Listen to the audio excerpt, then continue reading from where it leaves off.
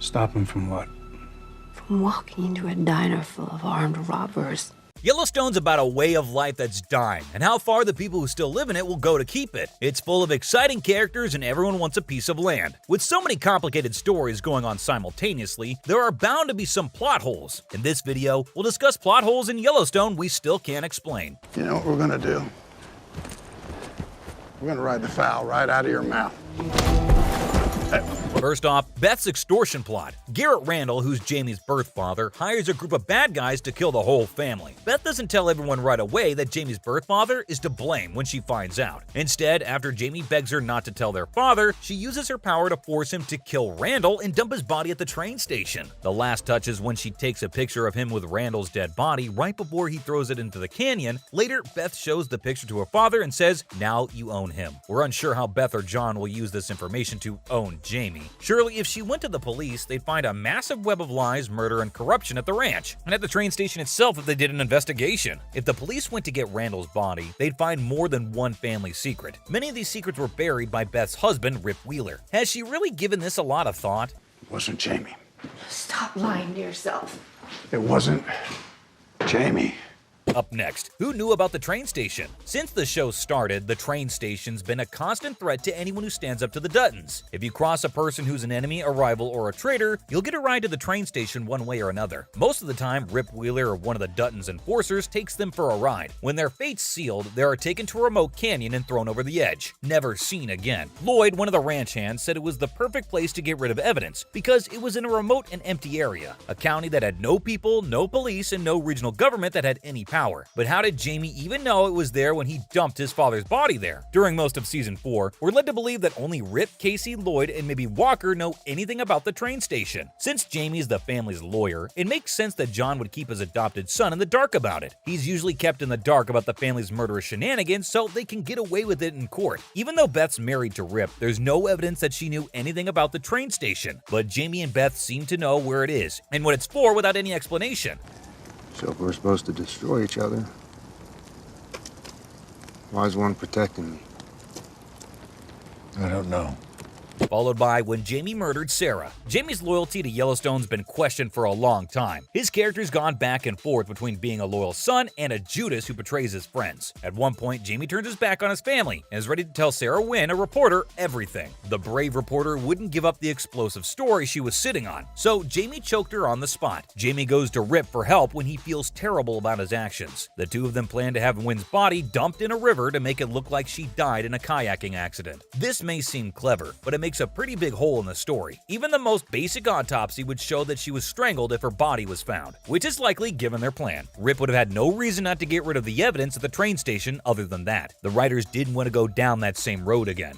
Some serious melancholy, shortness of breath, extreme discomfort in the groin area. Moving on to Beth's abortion. There are many problems with this, but we mostly find it hard to believe that Jamie, even if we were old enough, would be able to give permission to his sister. He isn't her parent or legal guardian. Plus, the clinic staff seems to know that they're part of the powerful Dutton family, so we don't think they would agree to a secret procedure. After all, they could have gotten into a lot of trouble. Also, the doctors would have a moral obligation to tell the patient about the details of the procedure, even if they work outside of the average area of authority. It doesn't make sense. Well, if it ain't the Brunk Buster.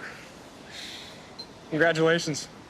That was, Next, the bomb on the Beck brothers' plane. Nobody shed a tear when Casey and a member of Jenkins' security team put a bomb on their plane, but they never used it for some reason. The bomb seemed like an evil plan, but the Becks were clearly dangerous and had already made more than one threat against the Duttons, so it seemed like the smart thing to do. We think that the bomb was made to be set off by a remote since it didn't go off, but the bomb doesn't come into play even when things get worse, and the Becks attack the family directly. Instead, Casey goes after them and kills them with a gun. The story's ending's exciting, but what happens to the bomb? Did the people who wrote it forget? They hadn't, and it's still one of the most significant plot holes that haven't been explained on the show. Not to mention Riggins' prison interview. After his talk with Riggins, Jamie doesn't tell the rest of the Dutton family what he learned. This is where the plot holes come in. Why wouldn't John check back to see what he found? Considering that the whole family and their ranch had been attacked, it might seem necessary. The reason, of course, is that the story needed Beth to find out the truth on her own, so that she could force her brother into a confrontation with Randall at the end of season 4. But in doing so, it makes John and Casey seem pretty unconcerned about who put out the the hit on them, which doesn't sit well with us. Let's learn more about John's trust in Jamie. As stories go on, many plot holes are just ignored or covered up, but there's at least one problem that keeps coming back: John Dutton's changing feelings about his adopted son Jamie. When we first meet Jamie, we think of him as a loyal son who uses his special skills to help his family in any way he can. He can use his political and legal power to help the ranch and his family. Yet, in more than one story, John turns on Jamie before accepting him back into the family. Or Jamie's betrayed the family before they all get back together. How John can keep putting his faith in his son's hard to believe. It's true that a dad's love can overlook many mistakes, but it doesn't make a lot of sense for him to put all of his trust in Jamie to help save his family, the ranch, and their legacy when Jamie has betrayed him repeatedly. Not long after John stabs Jamie in the back, the newly elected governor, John Dutton, gives him an important job that he could use to go against his family's goals. Go figure. Coming up, Jamie's birthday certificate. Jamie Dutton, a family lawyer, is at the center of so many plot holes that it starts to seem strange. It's like he's the Swiss cheese of stories, with so many big plot holes that we have to wonder if the writers paid much attention to his complicated character and backstory. Because once again, the big news that Jamie isn't really a Dutton by blood leaves a huge question mark. In a key episode of Season 3, Jamie needs his birth certificate to ratify his appointment to the position of Attorney General. When he goes to the records office to find out, he's surprised to find out that he was adopted. Even the clerk's upset because if she'd known,